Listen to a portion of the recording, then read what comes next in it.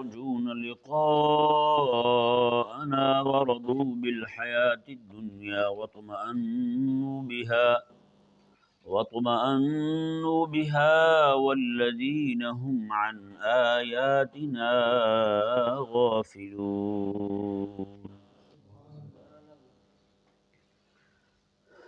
اس آیہ مبارکہ میں اور اس سے اگلی آیہ مبارکہ میں آخرت کے متعلق چند چیزوں کو بیان کیا گیا۔ آیت نمبر 7 میں اللہ تبارک و تعالی نے ارشاد فرمایا، ان الذین لا یرجون لقاءنا، بے شک وہ لوگ جو ہماری ملاقات کی امید نہیں رکھتے، قیامت والے دن جو اللہ تعالیٰ سے ملاقات ہونی ہے، وہ یا اہل ایمان کو جنت میں اللہ تبارک و تعالیٰ کا دیدار حاصل ہونا ہے، وہ میں کہ بے شک وہ لوگ جو ہماری ملاقات کی امید نہیں رکھتے، اس میں کافر بھی شامل ہیں، بلکہ بنتے ہی کافر ہیں اس آیہ مبارکہ کے مصداق کے، انہیں یقین ہی نہیں ہے، وہ کہتے ہیں کہ ایسا کیسے ہو سکتا ہے کہ ہم دوبارہ اٹھ کے اللہ تبارک و تعالیٰ کے سامنے کھڑے ہو جائیں۔ اور بعض لوگ تو اللہ تبارک و تعالیٰ کے دیدار کا ہی انکار کرتے ہیں، جی معتزلہ جو ہیں وہ کہتے ہیں کہ اللہ تعالیٰ کا دیدار ہونا ہی نہیں ہے، تو ہمارے بھی علماء فرماتے ہیں کہ یہ سچ کہتے ہیں، کیونکہ ان کو واقعی نہیں ہونا۔ دیدار تو اللہ تبارک و تعالیٰ نے اہل ایمان کے لیے رکھا ہوا ہے۔ کن کے لیے رکھا ہے؟ اہل ایمان کے لیے رکھا ہے۔ میں کہ بے شک وہ لوگ جو ہماری ملاقات کی امید نہیں رکھتے، وردوا بالحیات الدنیا واطمأنوا بہا، وہ دنیا کی زندگی پر راضی ہو گئے اور اسی پر ہی مطمئن ہیں۔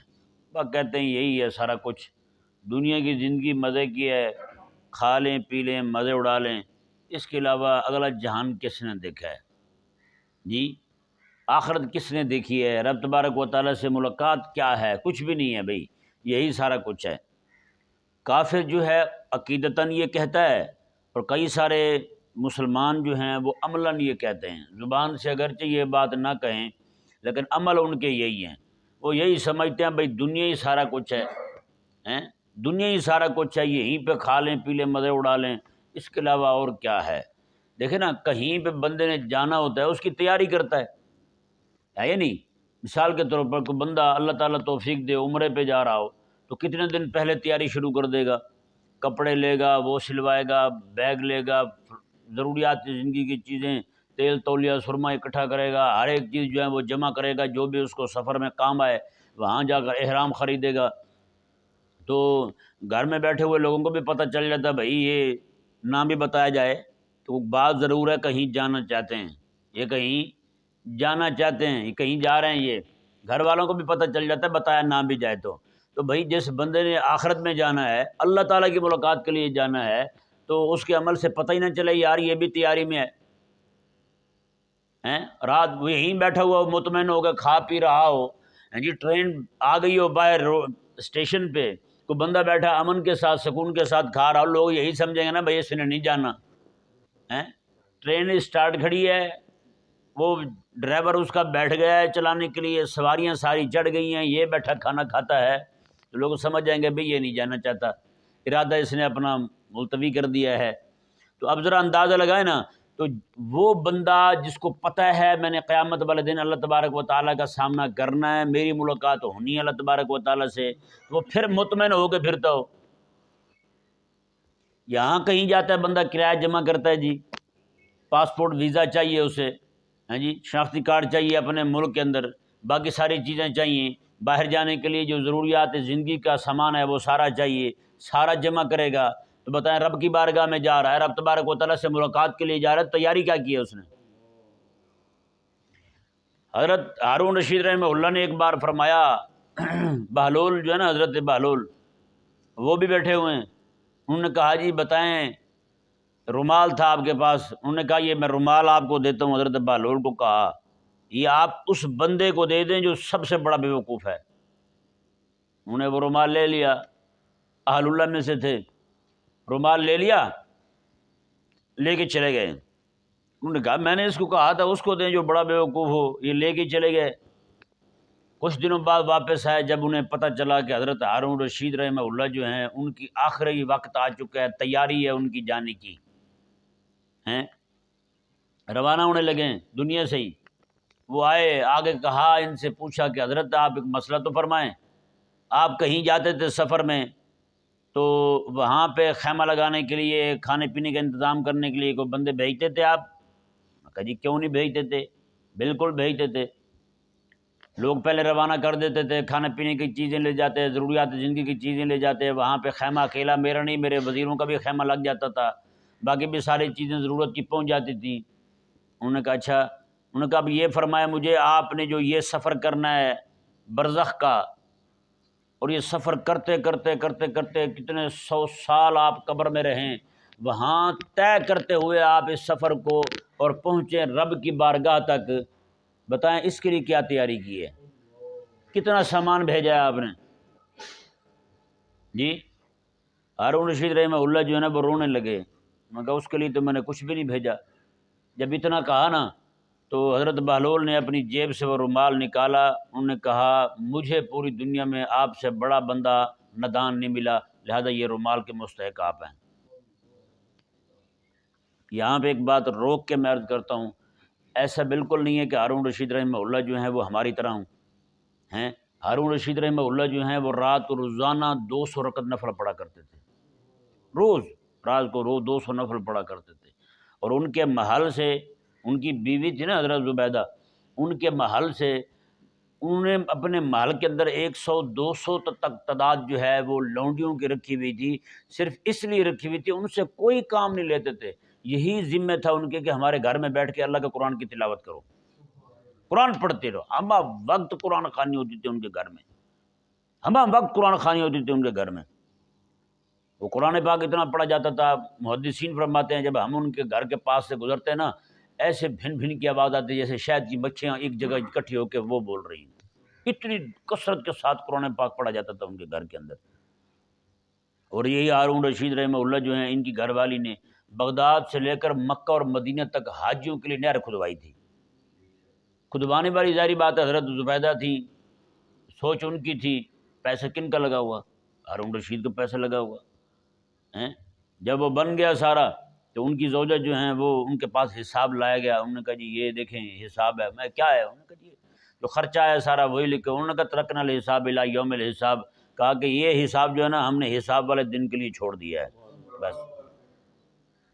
جی یہ ہم کسی کو 20 روپے دے دیں نا مسجد کے لیے مدرسے کے لیے تو پیچھے پیچھے کان رکھتے ہیں، یار کہیں سجے کھبے تو نہیں کر دی، ہاں بھی اتنی بڑی پیمنٹ دی ہے آپ نے، آپ ساتھ کیشیئر بھی دیں، آپ خزانچی بھی دیں جو سنبھال کے رکھے آپ کے 20 روپے کہیں دائیں بائیں نہ ہو جائیں، ہے یا نہیں؟ تو ایک عجیب فکر ہے لوگوں کی۔ بہرحال حضرت جو ہیں ہارون رشید رحمہ اللہ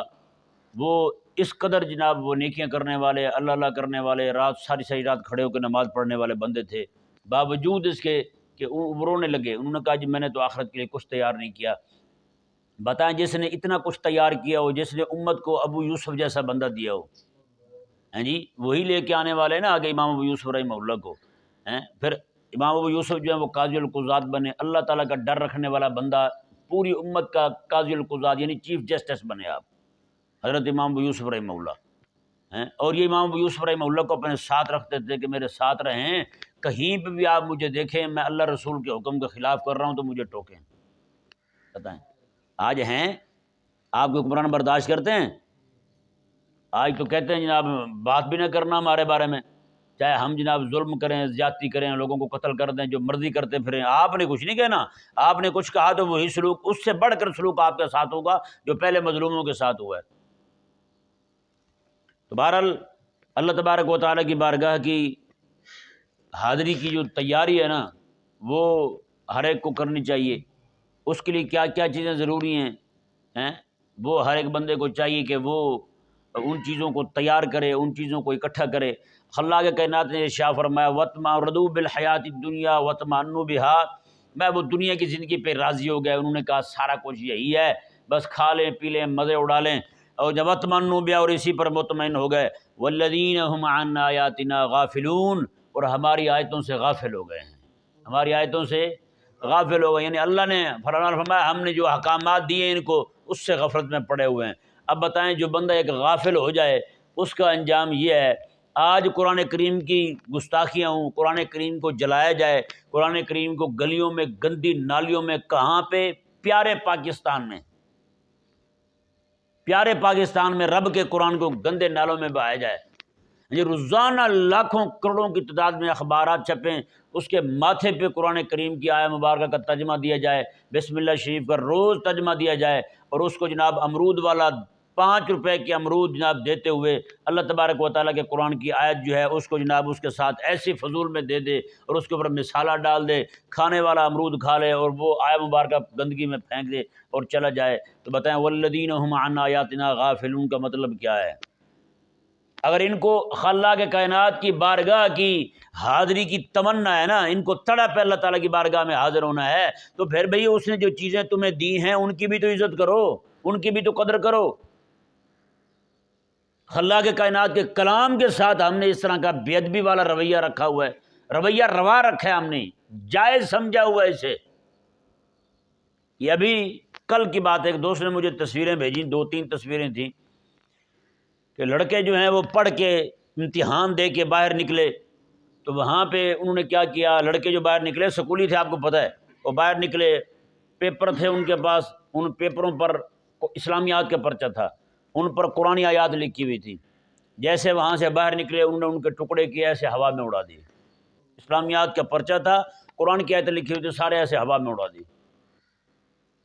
بتائیں علم کہاں جا رہا ہے ان کا؟ تو الذین هم عن آیاتنا غافلون کا کیا مطلب ہے؟ بھئی جو قرآن سے غفلت کرے اس کی سزا اللہ تبارک و تعالیٰ نے یہ بیان فرمائی ہے کہ وہ دنیا کا ہی ہو کے رہ گیا ہے، ہماری بارگاہ کی امید نہیں رکھتا۔ جب اسے امید نہیں ہے تو ہم بھی اپنی بارگاہ میں نہیں آنے دیں گے اسے،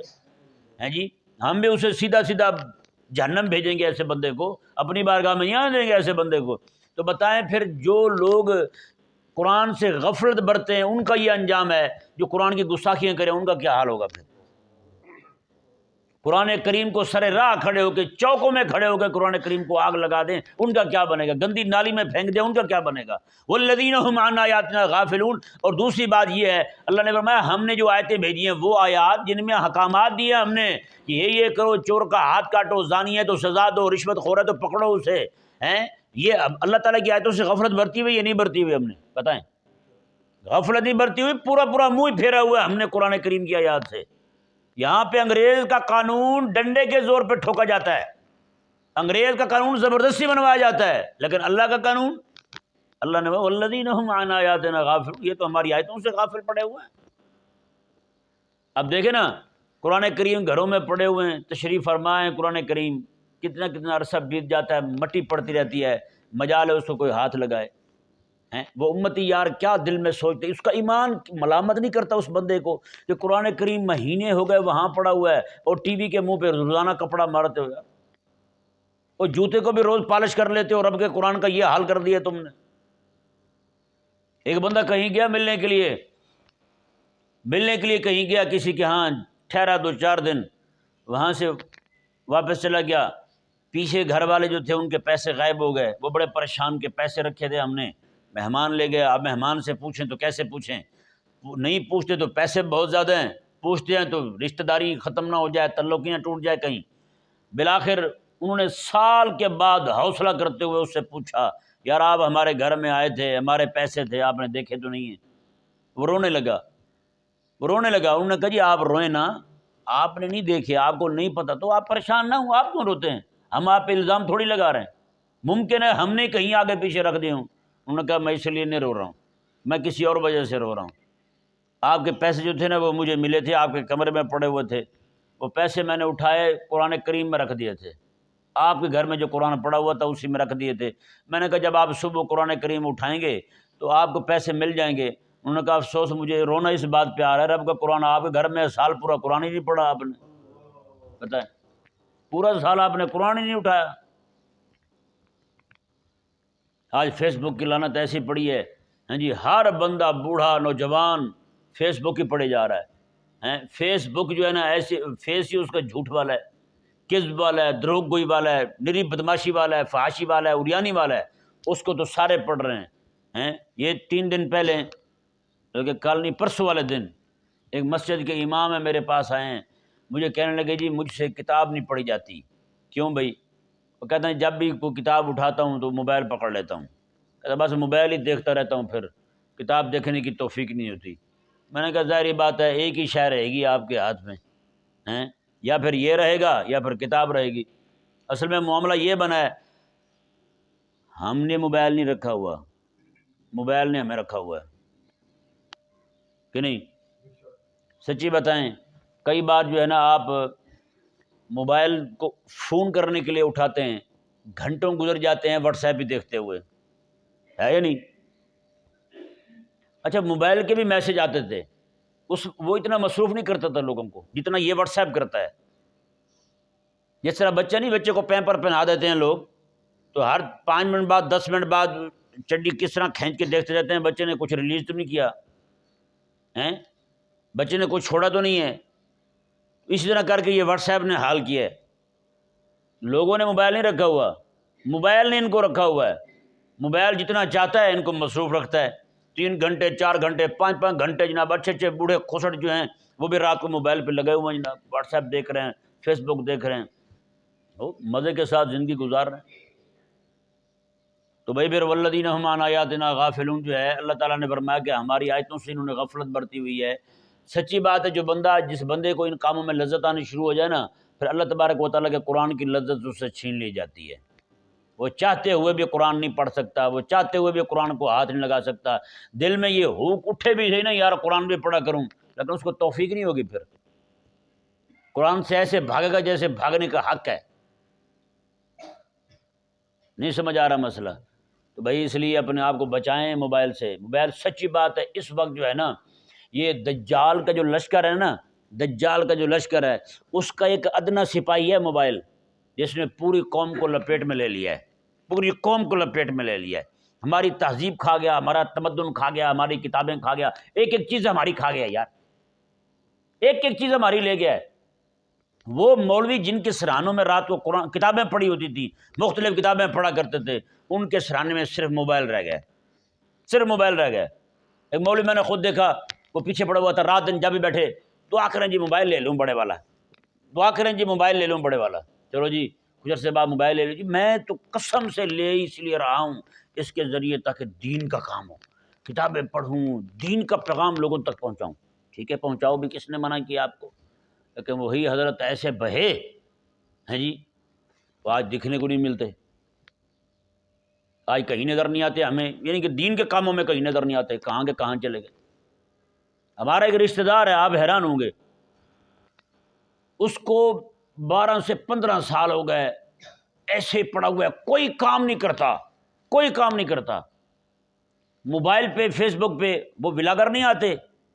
جو بناتے ہیں جی کٹے کا فارم بنایا ہم نے اربوں کما لیے، ہم نے بچوں کا کاروبار فن کا بنایا تو اتنے پیسے کما لیے، وہ نامراد وہی سنتا رہتا ہے۔ اس کو اس کے بچے کہتے ہیں ابا کما،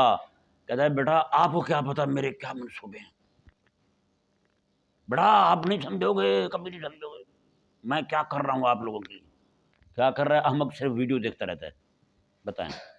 روز کوئی نہ کوئی ویڈیو دیکھتا رہتا ہے ایسے۔ میں نے کہا آپ شیخ تشلی ہیں بیڑا غرق کیا ہوا، کچھ نہیں کماتا بھائی، یہ نہیں کہ معذور ہے لنگڑا پینڈل ہے، کچھ نہیں، بالکل ہٹا کٹا جوان، میں بھی اس کے ساتھ کھڑا ہوں بالکل چھوٹا لگتا ہوں، اتنا اونچا، ماں پیٹتے رہے، بیوی کہتے رہے، بچے کہتے رہے ابا تیری مہربانی کچھ تو کر، لیکن مجال ہے وہ اسی پہ یہ نشہ پڑا ہوا ہے۔ اب بتائیں نا یار، یہ ایک ایسی لعنت پڑی ہے، دجال کی لشکر کا ایک چھوٹا سا سپاہی آیا ہے جی، چوڑا سا سپاہی، موبائل جو ہے یہ ٹچ والا موبائل، اس نے ایسا بیڑا غرق کیا ہے اور قوم کی غیرت والی بوئی ختم کر دی ہے۔ پہلے پوچھتے تھے امام صاحب جو ہے نا، ایک بندے کے ساتھ ان کی آن بن ہوتی تھی، کیوں؟ اس کے گھر میں ٹی وی رکھا ہوا ہے، میں نہیں بولتا اس کے ساتھ ہیں۔ اب امام صاحب جو ہے ٹی وی چھوڑے ہر شے جناب جیب میں ڈال کے پھرتے ہیں، مقتدیوں کی بھی نماز ہو رہی ہے، سب کی ہو رہی ہے، پتہ بھی ہے جناب دیکھتا ہے۔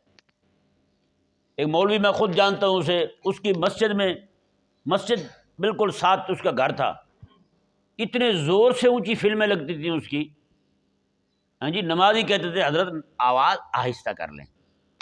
یہ کسی نے کہا کہ اس کو شیطان کو باہر ہی نکال دیں، آواز آہستہ کر لیں، مطلب ہے کہ سب کی بدبو ختم ہوئی تھی، کسی کو پرواہ نہیں تھی۔ اور اس بندے کو میں نے کہا، مجھے ایک دوست نے کہا کہ ایسی ایسی بات ہے، ان کے گھر سے زور زور سے یہ معاملات چلتے ہیں،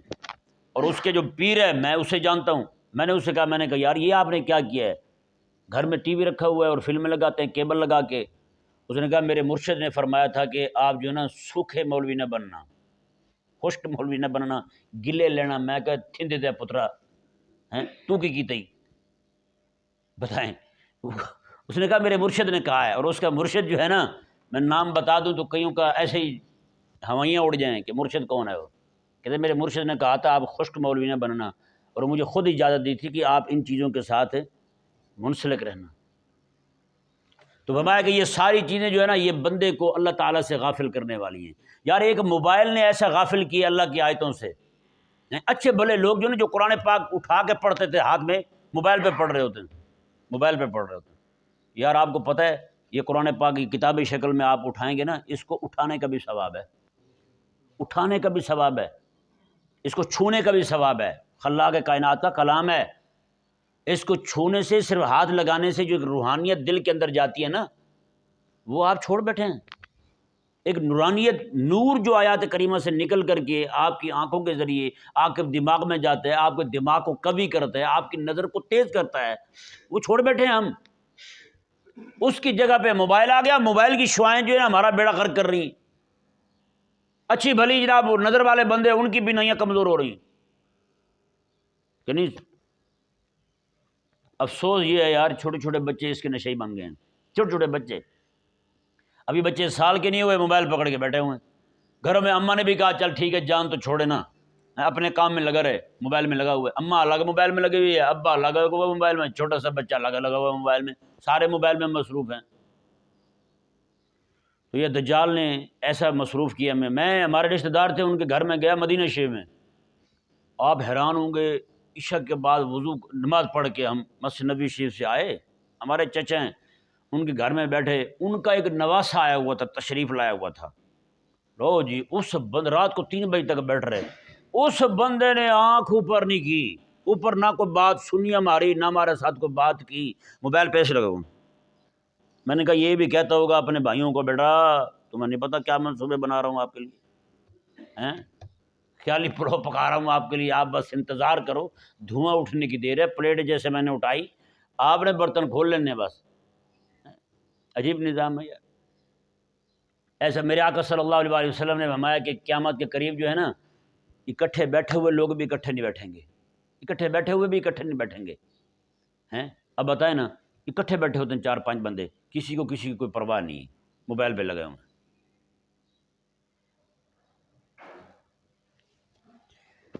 اللہ اکبر کبیرہ۔ اللہ تبارک و تعالی نے ارشاد فرمایا، جی دیکھیں، فرمایا کہ ایسے لوگ جو نا اولئک مأواہم النار، جو ہماری آیتوں کو چھوڑے ہوئے ہیں اور ہماری بارگاہ کی امید نہیں رکھتے، میں ان کا ٹھکانہ جہنم ہے، ان کا ٹھکانہ جہنم ہے، بما کانوا یکسبون، ان کی کمائی یہی تھی، انہوں نے کمایا یہی تھا، وہی ان کو ملا ہے۔ اللہ تعالیٰ نے فرمایا ان الذین آمنوا وعملوا الصالحات، بے شک وہ لوگ جو ایمان لائے اور اچھے عمل کیے، یہدیہم ربہم بایمانہم، اللہ تبارک و تعالیٰ ان کے ایمان کی برکت سے ان کو منزل مقصود تک رہنمائی عطا فرمائے گا، یعنی جنت تک، جنت کے اعلیٰ مکانوں تک، تجری من تحتہم الانہار فی جنات النعیم، چین کے باغوں میں، خوشحالی کے باغوں میں، یہ جس کے نیچے نہریں جاری ہیں، اللہ تبارک و تعالیٰ ان میں ان کو مکانات عطا فرمائے گا، ان کو ان کے گھر عطا فرمائے گا۔ اور اللہ تعالیٰ نے فرمایا کہ دعواہم، وہاں پہ ان کی پکار یہی ہوگی جنت میں، وہ کیا پکار ہوگی ان کی؟ سبحانک اللہم، بس سبحانک اللہم، سبحان اللہ سبحان اللہ، یہی پڑھتے رہیں گے اہل ایمان جنت کے اندر۔ کریم آقا علیہ السلام نے فرمایا کہ جب جنت میں جنتی جائیں گے نا، کوئی بھی چیز ان کو طلب ہوگی تو یہ نہیں کہیں گے روسٹ لائیں، فلانی شے لائیں، فلانی شے لائیں، بکرا کھانے کو دل چاہ رہا ہے، نہیں، میرے آقا علیہ السلام نے فرمایا ان کی زبان سے صرف سبحان اللہ نکلے گا، دل میں آئے گا کھانا کیا ہے وہی چیز سامنے آ جائے گی، صرف سبحان اللہ نکلے گا، ہر چیز ان کے سامنے آ جائے گی۔ اور آقا علیہ السلام میں اس سبحان اللہ کی برکت سے جتنا کھائیں گے اللہ تبارک و تعالیٰ کئی گنا وہاں پہ مزید عطا فرما دے گا۔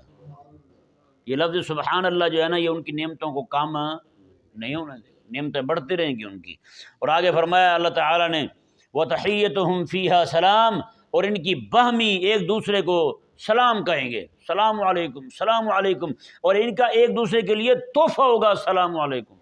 اور یہاں تک کہ اللہ تعالیٰ نے قرآن کریم میں فرمایا سلام قولا من رب الرحیم، اللہ تبارک و تعالیٰ جو بڑا مہربان رحم فرمانے والا ہے اس کی طرف سے بھی ان کے لیے سلام ہوگا، اللہ بھی سلام فرمائے گا ان کو۔ ہیں جی، اللہ آگے فرمایا والملائکۃ یدخلون علیہم من کل باب سلام علیکم، میرے آقا علیہ اللہ تعالیٰ نے قرآن کریم میں ارشاد فرمایا کہ جنت کے ہر دروازے میں سے ادھر سے فرشتے آ رہے ہیں، ادھر سے فرشتے آ رہے ہیں، آگے وہ بھی اہل ایمان کو ایک ہی بات کہیں گے سلام علیکم، تم پر سلام، تم پر سلام ہو۔ اور فرمایا اللہ تبارک و تعالیٰ نے اور وآخر دعواہم، اور ان کی آخری بات کیا ہوگی، جی آخری پکار ان کی کیا ہوگی، جب بھی اکٹھے ہوں گے وہاں سے جانے لگیں گے اپنے اپنے مقامات پہ جانے لگیں گے تو ان کی زبان پر ایک ہی کلمہ جاری ہوگا، وہ ہوگا الحمدللہ رب العالمین۔ کیا جاری ہوگا؟ الحمدللہ رب العالمین۔ یہ ذہن میں رہے بھائی، آخری کلام جو ہے نا، جس طرح اللہ تبارک و تعالیٰ نے جنت کے اندر یہ تعلیم فرمایا کہ اہل ایمان جب مجلس برخاست کریں گے تو یہ پڑھیں گے، کیا پڑھیں گے؟ الحمدللہ رب العالمین۔ میرے کریم آقا صلی اللہ علیہ وآلہ وسلم نے ارشاد فرمایا جب بھی مجلس لگے نا تو مجلس کے بعد جب اٹھنے لگو تو یہ دعا پڑھا کرو، سبحانک اللہم و بحمدک اشہد ان لا الہ الا انت استغفرک و اتوب الیک۔ اور بعض روایات میں یہ بھی ہے کہ جو بندہ سورۃ توبہ کی آخری آیتیں سبحان ربک رب العزت عما یصفون وسلام علی المرسلین والحمد للہ رب العالمین، یہ پڑھ لیتا ہے تو مجلس کے اندر جتنی لغو باتیں ہو جائیں، فضول باتیں ہو جائیں، اور جتنا اس سے گناہ کے معاملات ہو جائیں، اللہ تبارک و تعالیٰ اس دعا کی برکت سے سارے معاف کر دیتا ہے۔ یہ دعا جو ہے نا دعائے کفارۃ المجلس ہے، یعنی یہ وہ دعا ہے مجلس میں جتنے بھی الٹی سیدھی باتیں ہو جائیں ان کے لیے یہ کفارہ بن جاتی ہے۔ کیا بن جاتی ہے؟ کفارہ بن جاتی ہے۔ تو لہٰذا یہ دعائیں جو ہے نا ہمیں یاد کرنی چاہیے۔ سبحان ربک رب العزت ہر بندہ ہی سنتا ہے، کوشش کرے دونوں ہی پڑھ لے، دونوں ہی پڑھ لی جائیں۔ اللہ تبارک و تعالیٰ یہ فرمائیں گے تو ہم یہ لکھ دیں گے یہاں پہ تاکہ جو ہے نا وہ دوست یاد کر لیں۔ سبحانک اللہم و بحمدک، ہمیں تو ثنا وہی آتی جو نماز والی ہے، اس کے علاوہ ثنا نہیں آتی ہمیں۔ ثنائیں جو ہے نا اس طرح کے الفاظ بہت سارے مروی ہیں میرے آقا صلی اللہ علیہ وآلہ وسلم سے، سبحانک اللہم و بحمدک اشہد ان لا الہ الا انت استغفرک و اتوب الیک، ٹھیک ہے نا جی۔ اور علماء یہ بھی فرماتے ہیں جو بندہ مجلس میں بیٹھ کے یہ پڑھ لے نا، پیچھے کو بندہ پھر اس کی غیبت نہیں کرتا۔ ہوتا ہے نا مجلس میں بیٹھے ہوں گے، ہاں بھائی صاحب کیا حال ہے، بعد میں کہیں ایویں چبل جی ہے،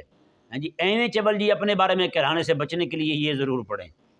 اللہ تبارک و تعالیٰ سمجھنے کی توفیق عطا فرمائے۔